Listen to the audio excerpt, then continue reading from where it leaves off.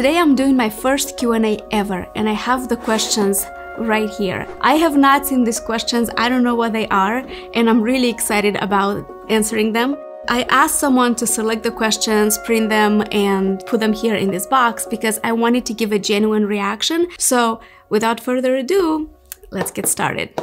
And the first question is, what would you change about yourself if you could? Natalia asks. Probably...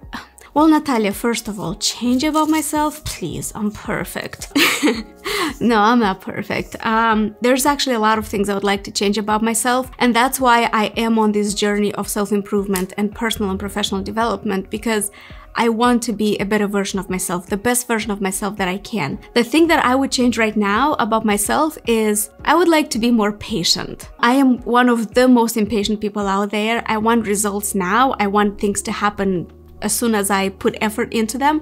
And I understand that this is not how things work. I understand that good things take time. And even though my brain understands that, my personality, my heart just can't accept it. And that's why I like to read literature where it talks about habit forming. And I talk a lot about habits on my channel too, because it acts as a reminder to myself that habit forming and personality change takes time. So as long as I put one foot in front of another, that's already good. Progress, no matter how small, moving forward is already very good.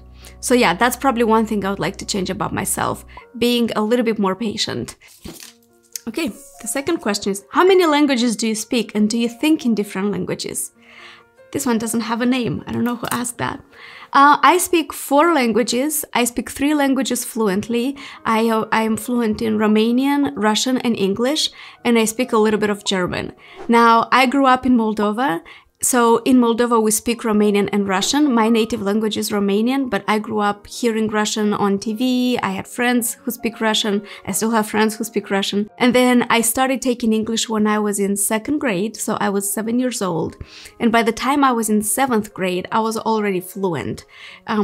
So yeah, it didn't take that long. English is relatively, I mean, not relatively, it is probably the easiest foreign language to learn. And that's because it's so ubiquitous.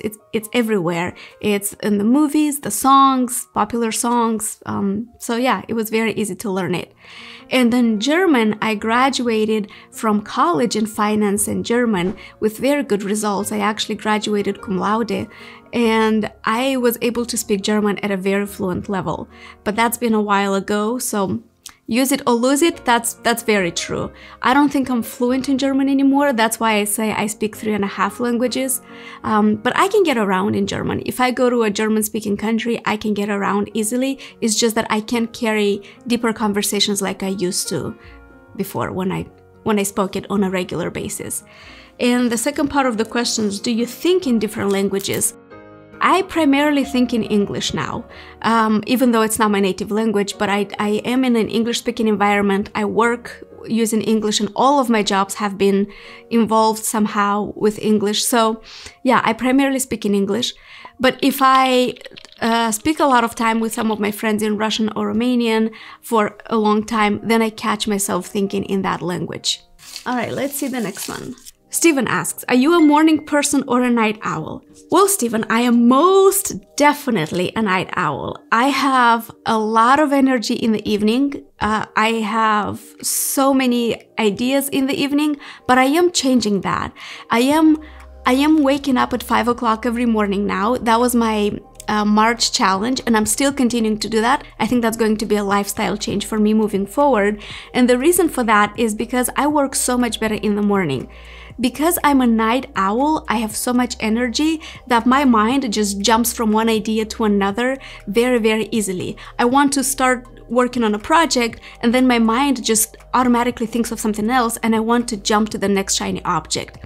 Whereas if I work in the morning, I am so sleepy still. My body hasn't woken up yet. I can't really talk. I'm also like, you know, I sound like this in the morning. I'm very slow, but my mind is sharp and I can actually focus on one task. And I found that this works much, much better, and I'm being more productive in the morning because my mind is not racing in 1,000 directions all the time like it does in the evening. So that's something I'm changing now. Waking up early at 5. I'm going to bed at 9 p.m. so that I get a good night's sleep. And yeah, I find this to be much more productive. Next question. How is life in Nashville? Janice asks. Yeah, I like Nashville. I moved to Nashville, 1.5 years ago. We moved from Florida to Nashville, and I like the fact that Nashville is a bigger city, and that's something I'm used to. I come from a big city. I always lived in big cities, and so when I moved to a smaller town in Florida, it was a little bit of an adjustment. So yeah, Nashville has that big city vibe. It has a lot of music, places to eat, nightlife is just more vibrant as a city, and I like it. I'm still not used to country music. It's just not my jam, not my vibe, but overall the city's cool. Next question, Nelia. How do you come up with the ideas for your content? Where do you seek inspiration? Oh, that's a good question. Where do I seek inspiration? Since I started my YouTube channel, I became more aware of myself, of my environment, and of my everyday work. And so now when I do something work-related, I'm thinking about, ooh, could I talk about this in a video? Could I make some content around this idea? So a lot of my inspiration comes from my work and from my day-to-day activity, and also from the problems that arise at my work or in my life at that time. And whenever there's a problem, I am looking for solutions in different books or online. And then if I find something interesting, I also want to share that with everyone. So the short answer is I find inspiration in my work and life, in books. I'm also subscribed to newsletters. I follow people that I like on Twitter. So for example, the author of Atomic Habits, James Clear, I follow him on Twitter. I'm subscribed to his newsletter. So I get a lot of good ideas from that.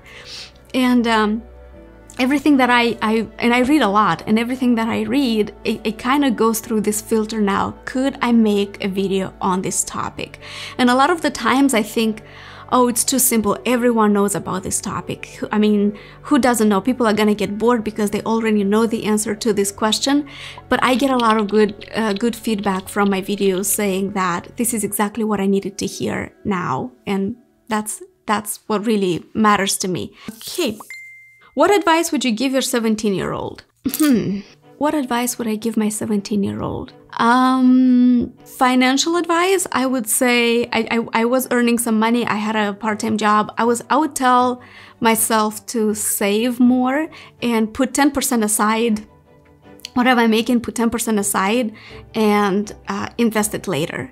So I would have loved to start investing much earlier than I actually did. So I think that would be the financial advice I would give myself. And also I would tell myself to read The Richest Man in Babylon. It's a very easy book, very simple to understand. I think at 17 I would have easily understood the concept and how to implement it, how to save that money and how to invest it in something that's lucrative. So I would have tried that.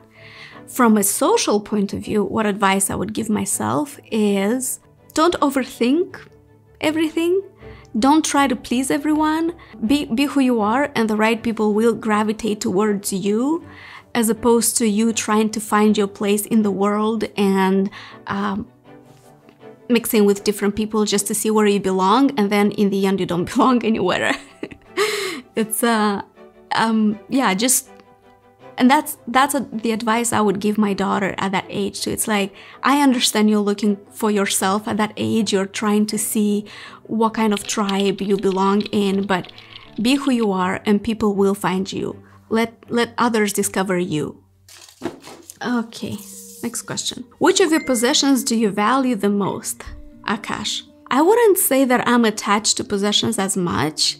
I'm not sure. For example, when I make these YouTube videos, I have a great camera, I have a good microphone right here, I have good lighting, I have a lot of possessions that make my life so much easier, but I can't say that I'm attached to anything in particular. I see things as a necessary means to make something bigger, to make something better. But to give an answer to this question, it would probably have to be my laptop, because I have everything there. I have pictures with my family, I have important documents for work, I have a lot of audiobooks and digital books that I read. It's just a lot of information all in one place, and I don't travel anywhere without my laptop. I do the work. If we have to drive for a couple of hours, and if I'm not driving, obviously, I work on my computer. I try to find content for my YouTube videos, or I do something for my job.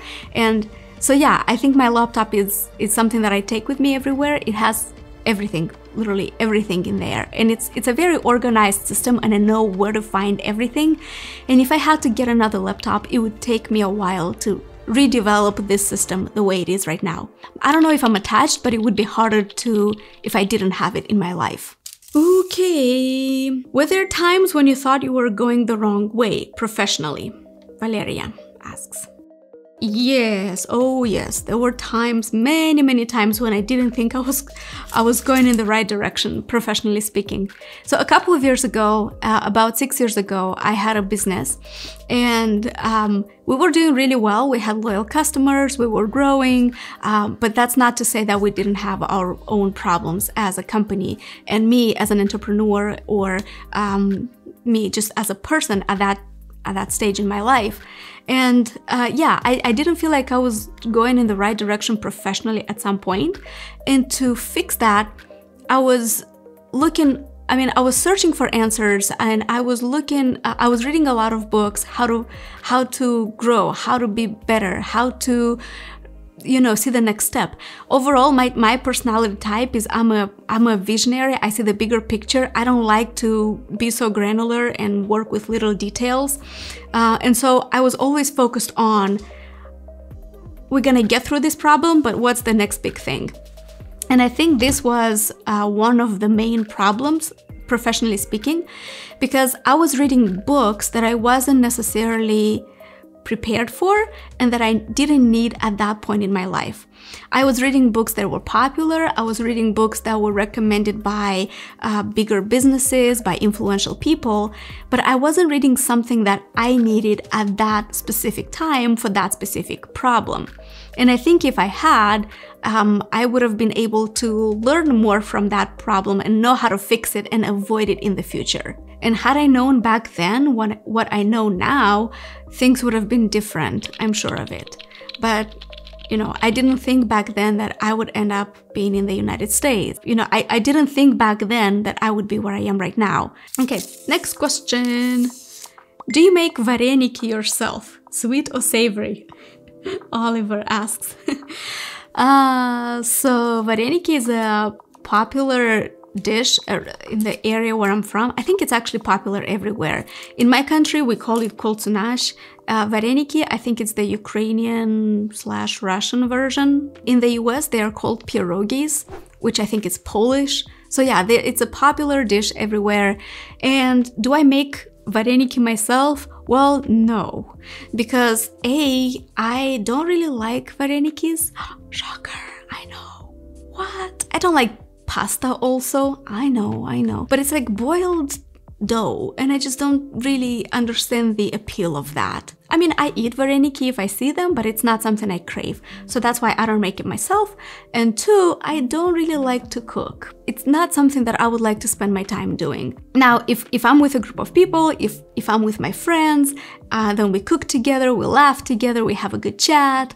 That's a completely different story. That is a great way to spend time with my family. I love that.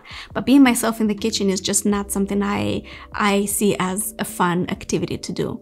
And this question actually reminds me of a time when there was a guy who was interested in me, and he told me one day I would love to marry a girl like you. And then he asked me, do you like to cook? And I said, no, I don't. And and he said he wasn't interested anymore. That's just, oh man. Okay. Let's see. Oh, I didn't answer this question. Sweet or savory? If I have to choose, probably savory. That's for varenikis. What's the biggest difference between the US and Europe? Ooh, that's a deep one. Oliver, also Oliver.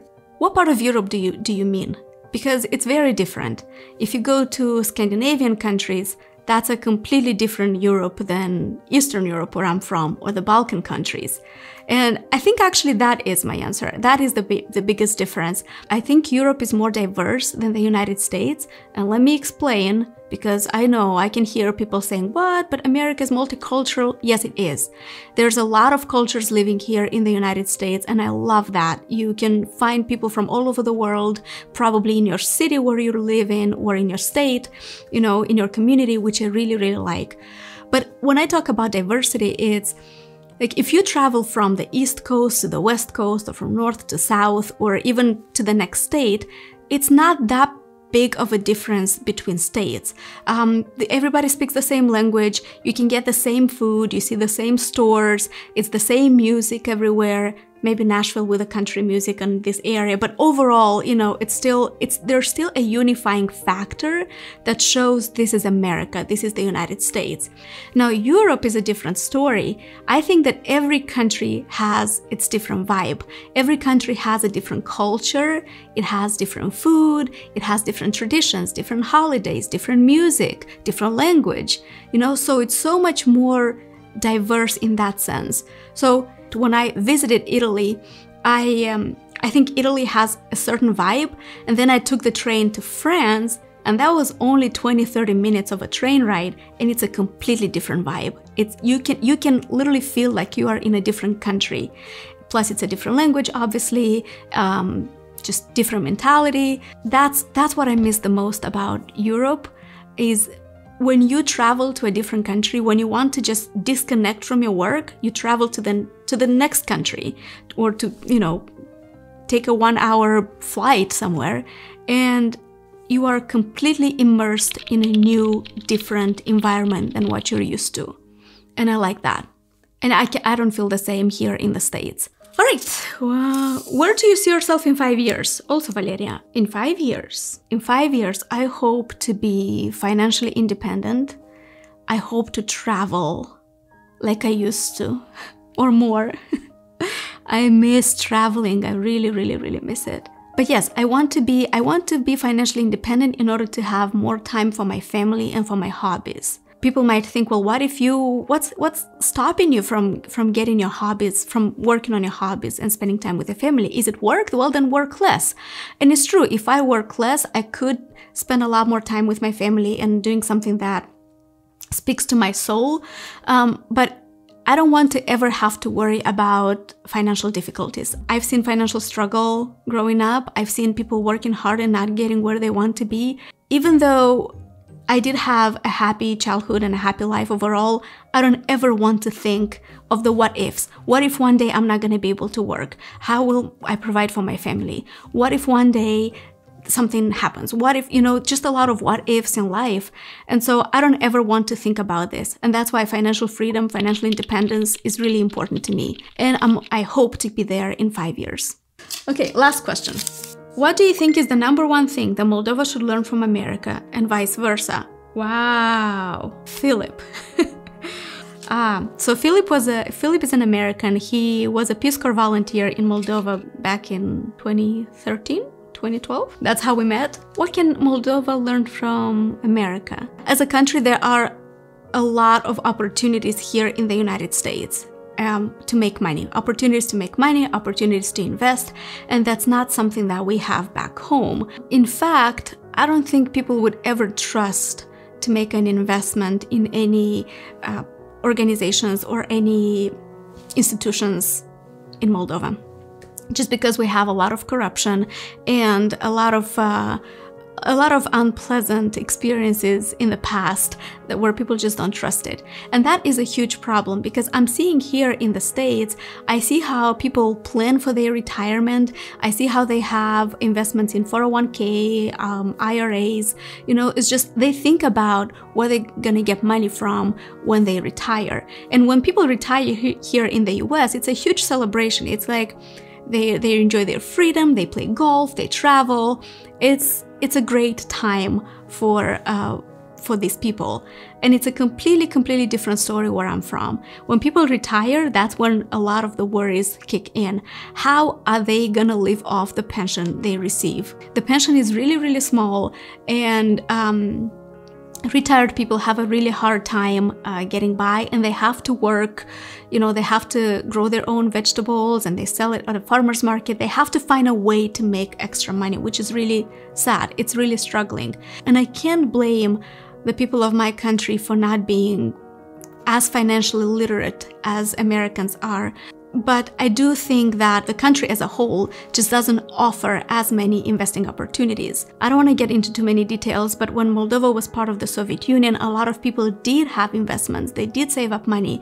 And then when the Soviet Union collapsed, people lost everything they saved.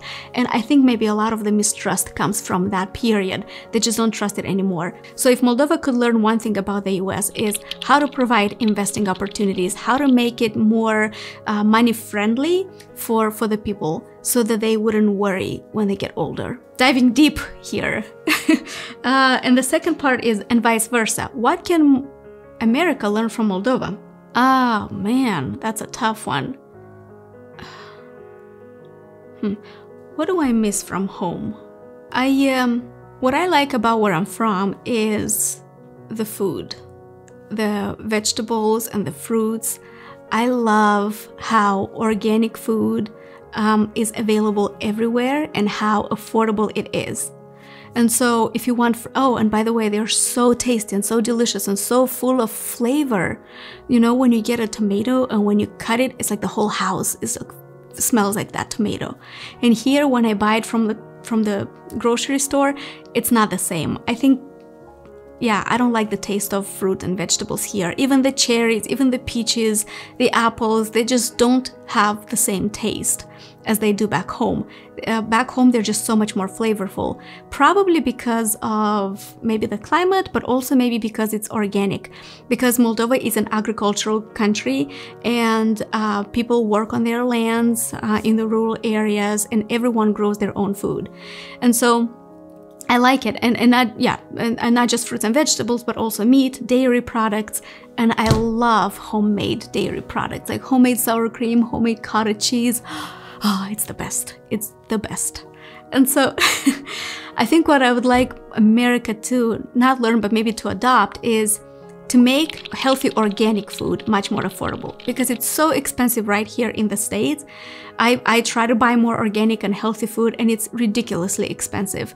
And overall as a country here in the States, I would love to see this shift towards more healthy food options and being affordable. Philip, damn man, that was a tough question. You know what? After I record this, I'm sure I'm gonna think about this question more, and I will probably think to myself, I could have said this, I could have said that. That would have been a better example. But right now, from the top of my head, that's a very deep question. Actually, all of these questions were great. They were thought-provoking. I was not expecting that. Thank you so much. If I haven't answered your question, let me know. If you texted me or wrote on one of the social media platforms, let me know and I promise I will personally answer your question. But I had so much fun making this Q&A video. And if you made it this far, give this video a thumbs up so that I know you're still here. And I can't wait to see you guys again next time. And until then, see ya.